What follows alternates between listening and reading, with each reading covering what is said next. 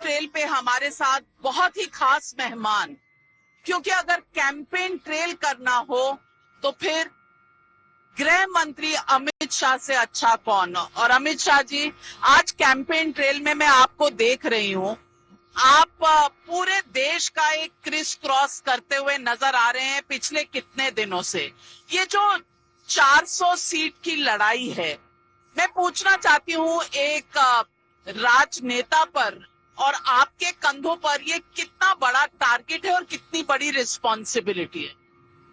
देखिए, कोई बड़ा टारगेट भी नहीं है, बड़ी रिस्पॉन्सिबिलिटी नहीं है।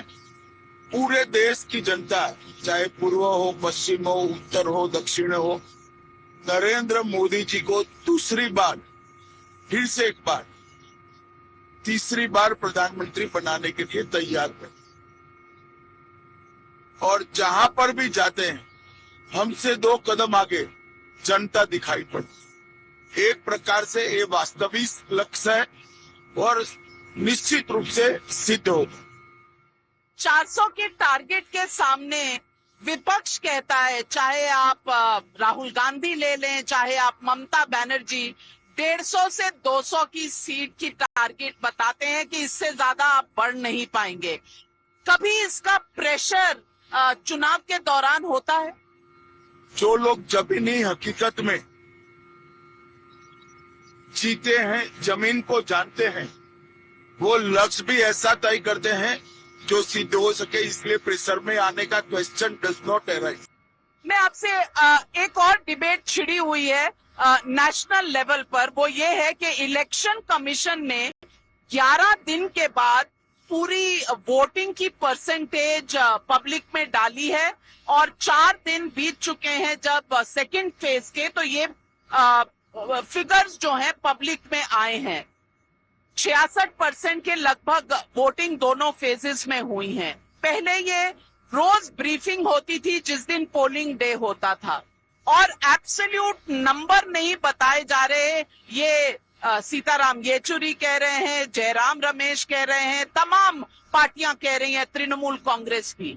आपको लगता है कि ये जो नंबर का हेर फेर है और विपक्ष का इस पर जो सवालिया निशान है कि ईवीएम में फिर से कुछ घोटाला होगा, ये जायज है?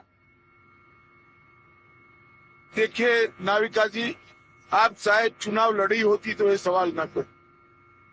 2 प्रकार से आज भी चुनाव में वोटिंग हो रहे हैं। जैसे मेरी कॉन्स्टिट्यूएंसी में आज सरकारी अफसरों का वोटिंग होता है, उसमें सभी कैंडिडेट्स को अपना पोलिंग एजेंट बिठाना होता है।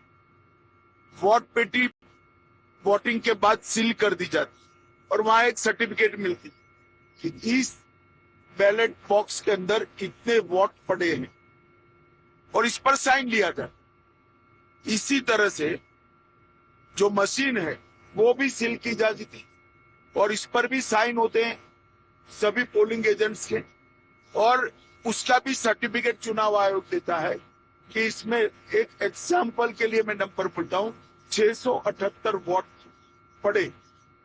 इससे कोई छेड़खानी नहीं कर सकता, ये सबको मालूम है। मगर हार वो अभी से देख पा रहे हैं, इसलिए हार का जवाब अभी से तैयार करें। चुनाव आयोग ने क्यों देरी की, क्या हुआ, वो चुनाव आयोग को जवाब देना चाहिए। जितना हो सके उतना जल्दी बताना भी चाहिए, परंतु एक भी स्टेज ऐसा नहीं है जहां इवन निर्दलीय का, पॉलिटिकल पार्टी छोड़िए, इसका पोलिंग एजेंट न हो। कैसे घपला हो सकता है, मैं समझ नहीं। यानी कि हर ईवीएम मशीन और हर पेटी, हर वोटिंग सेंटर पर पोलिंग एजेंट सर्टिफाई करता है, निश्चित रूप से सील करता है, सील पर उसका साइन होता है, और जब काउंटिंग होती है तब साइन मैच कराते हैं। और एक सर्टिफिकेट फॉर्म 20 चुनाव आयोग देता है, जिसमें फला फला ईवीएम मशीन में या फला फला मत पेटी में इतने वोट गिरे हैं, वो मेंशन होता है। और काउंटिंग जब होता है तब पोलिंग एजेंट, काउंटिंग एजेंट वो देखते हैं कि इसमें से 620 ही वोट निकले। तो यानी कि नंबर का हेर फेर नहीं हो सकता। सबको मालूम है कभी नहीं हो सकता, मगर वो हारने के कारणों की अभी से मीमांसा करने लगे। लोग ये भी कहेंगे कि आपको कैसे पता चलता होता है कि आप जीतने ही वाले हो, वो हारने ही वाले हैं, फिर सवाल उठेगा कि ईवीएम के अंदर आप क्या है, आपको मालूम है, उनको नहीं। तो नाविका जी हमारी 150 सीटें आएगी, राहुल जी को कैसे मालूम पड़ा? उन्होंने भी क्या ये मैनेज किया है? देखिए, जो ग्राउंड पर काम करते हैं उनका एक असेसमेंट होता है, वो असेसमेंट हम बताते हैं। ये बात अलग है कि हमारे असेसमेंट ज्यादातर सही होते, उनके गलत होते, परंतु असेसमेंट के आधार पर ही सब हुए।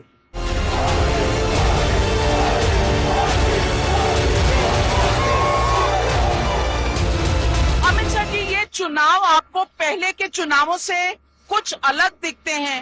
एक तरफ मंगलसूत्र घुसपैठियों की बात हुई तो दूसरी तरफ वोट जिहाद की बात हो रही है।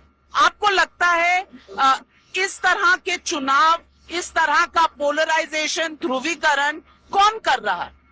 देखिए, तो आप लोग क्या मुद्दा उठाते हो उस पर निर्भर है। ये चुनाव में 3 करोड़ गरीबों को घर बनाने की भी बात है।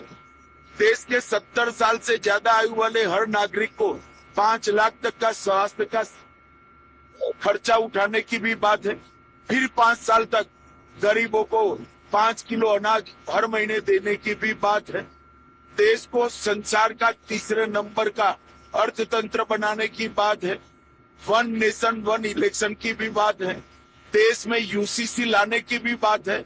मगर मीडिया को ये रचनात्मक एजेंडा पसंद नहीं आता, तो मिर्च मसाले वाली चीजें जो हालांकि 1% के आसपास है, उसको उठा लेता है।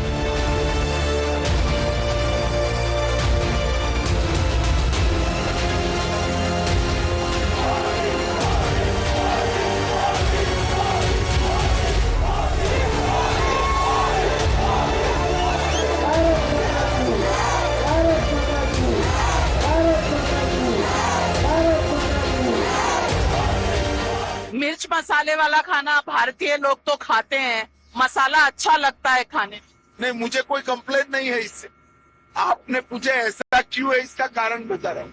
मैं पूछना चाहती हूँ, वोट जिहाद एक नया शब्दकोश से शब्द निकाला गया है। मरियम आलम खान जो सलमान खुर्शीद जी की बेटी भतीजी हैं और समाजवादी पार्टी की नेता हैं, ऐसे समय उन्होंने कहा जब सलमान खुर्शीद जी पूर्व कानून मंत्री स्टेज पर बैठे थे और उनका कहना है कि अगर मुसलमान मोदी को वोट करे तो उनका मुसलमानों के बीच हुक्का पानी बंद हो जाना चाहिए। आपको नहीं लगता कि पोलराइजेशन से ज्यादा ये एक देश में बंटवारे की राजनीति है? इस देश का कोई बंटवारा कर नहीं सकता। आप आश्वस्त रहिए, भारतीय जनता पार्टी अब काफी मजबूत हो चुकी है। जो देश का बंटवारा करना चाहेगा उसको कड़ा जवाब। और जहां तक इस प्रकार की अपीलों का सवाल है, वो शायद इंदिरा गांधी के जमाने में जी रहे हैं। मोदी जी के 10 साल में इस देश में से जातिवाद, परिवारवाद, भ्रष्टाचार और तुष्टीकरण, चारों नासूरों से मोदी जी ने इस देश के लोकतंत्र को मुक्त कराया है। अब इस तरह की बातों से चुनाव नहीं जीता जा सकता। वो शायद अभी राहुल गांधी नहीं जानते, 24 के परिणाम के बाद जानते हैं।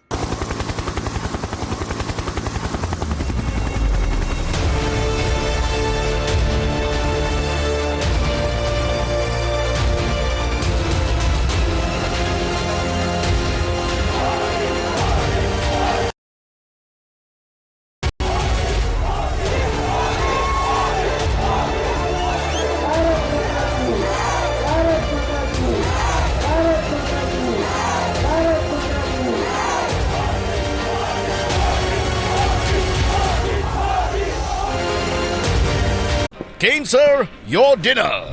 On a tile? Arey, it's antibacterial. Easy to clean. But plates? Kane bhai, it's a tile ad. IM Plus technology से बने वर्ल्ड क्लास टाइल्स। टाइल हो तो सिंपल हो।